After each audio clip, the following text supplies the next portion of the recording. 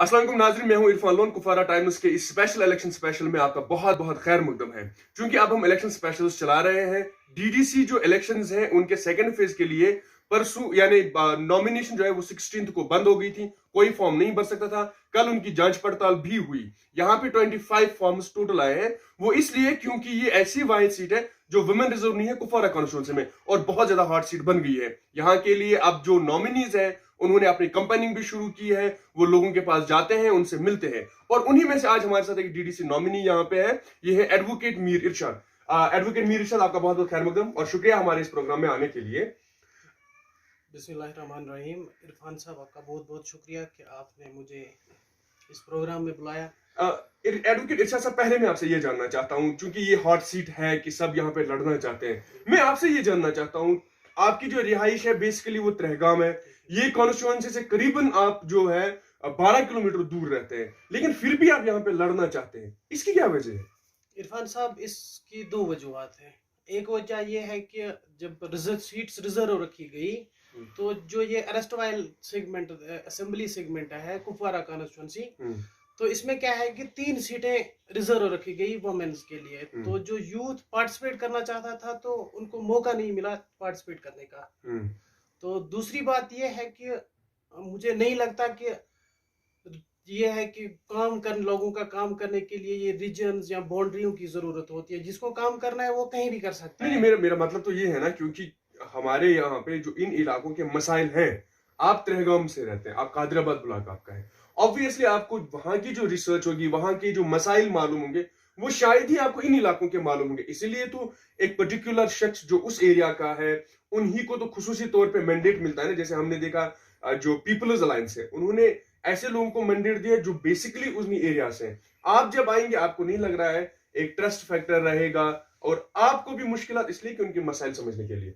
इरफान साहब, आपका सवाल भी दुरुस्त है, लेकिन ये बात भी सही है कि मैं पिछले 2 या 3 महीने से इस पे रिसर्च कर रहा हूँ। मैंने हर इलाके में गया हूँ, और हर इलाके की जो भी प्रॉब्लम्स है उस पे मैंने रिसर्च किया है।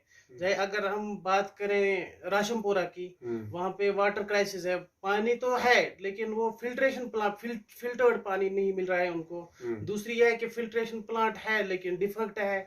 अगर हम बात करें तो बिडनमल की, बिडनमल में अगर आप देखिए तो पोल्स लगे हैं, इलेक्ट्रिक पोल्स, लेकिन उनमें वायरस कहीं पे नहीं है। अगर आप बात करेंगे रोड की, बिडनमल बाला की, तो वहाँ पे रोड कनेक्टिविटी भी नहीं है। और दूसरी इंपॉर्टेंट बात जो मैंने रिसर्च की है कि वहाँ पे टेली कम्युनिकेशन नहीं है। कोई किसी टेली कम्युनिकेशन की प्रॉब्लम से लोग इस इलाके से कट के रह जाते हैं। तो अगर हम हचमरग की बात करें, हचमरग में एक अच्छा ये है कि वहां पे लोग टोमेटो कल्टीवेशन बहुत ज्यादा करते हैं, लेकिन इनको मार्केट नहीं मिलता है कि वो जो अच्छे दामों में बिक सके।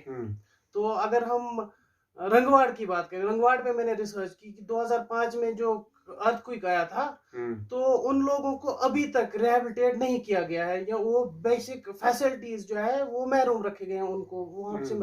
और एक और बात है कि मजगाम और चौकीबल में जो ब्रिज है, मुझे लगता है कि पिछले 10 या 12 साल से वो बन रहा है, लेकिन अभी तक वो कनेक्टिविटी ने वो पुल नहीं बना है।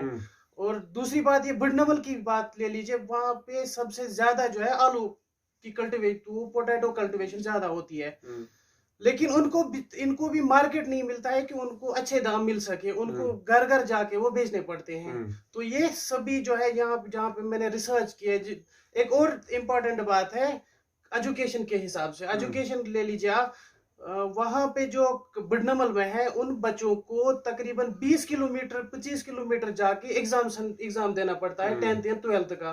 तो उनके लिए वहां पे कम से कम एक एग्जाम सेंटर होना चाहिए था कि बच्चे इतना ज्यादा सफर ना करें, तो एग्जाम कम से कम वहीं पे दे सके। 2005 में गवर्नमेंट ने एक और स्कीम लॉन्च की थी, प्रसाद स्कीम, जो भी टूरिस्ट पिलग्रिमेज है या टूरिस्ट डेस्टिनेशन है उनको डेवलप करने के लिए। क्योंकि मेरी जो ये कॉन्स्टिट्यूंसी है, ये इसमें बहुत सारी टूरिस्ट स्पॉट्स है, तो लेकिन उनको अभी तक डेवलप नहीं किया गया।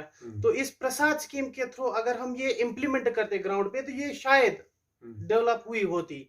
तो इसी तरह हमारे यहाँ दर्दपुरा में है, वहां पे मैक्सिमम लड़कियां जो है वो सोचने का काम करती है, लेकिन उनके लिए स्कीम्स है, उनको गवर्नमेंट ने स्कीम रखी है, उनको कहीं फाइनेंशियल असिस्टेंस भी मिलती है उन स्कीमों के थ्रू, लेकिन उनको अभी तक किसी ने ये नहीं समझाया कि ये स्कीम है, आप इस स्कीम से आप फायदा उठा सकते हैं। तो हमारा ये रहेगा कि हम जो भी गवर्नमेंट स्कीम्स है तो हम इंशाल्लाह ग्राउंड पे इम्प्लीमेंट करने की कोशिश करेंगे।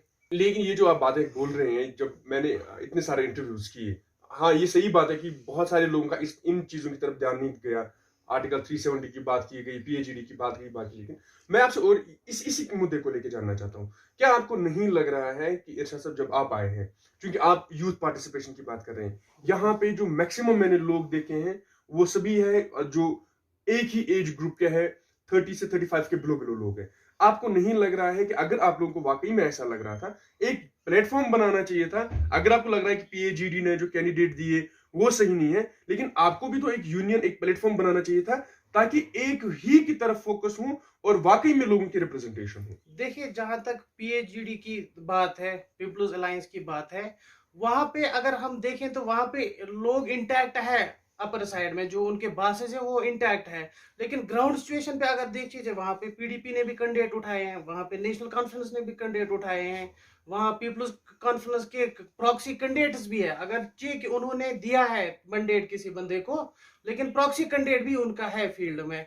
तो ये सब जान के कि वहां पे जो यूथ आगे आना चाहता था उनको मौका नहीं मिल रहा है। मुझे लग रहा है ये बहुत बड़ा इल्जाम लगा रहे हैं आप। नहीं, इल्जाम की बात नहीं है, ये हकीकत ग्राउंड सिचुएशन जो है, जहां पे हमने रिसर्च की, ये ग्राउंड सिचुएशन जो है, तो ग्राउंड सिचुएशन में ये हर जगह पे आपको मिलेगा।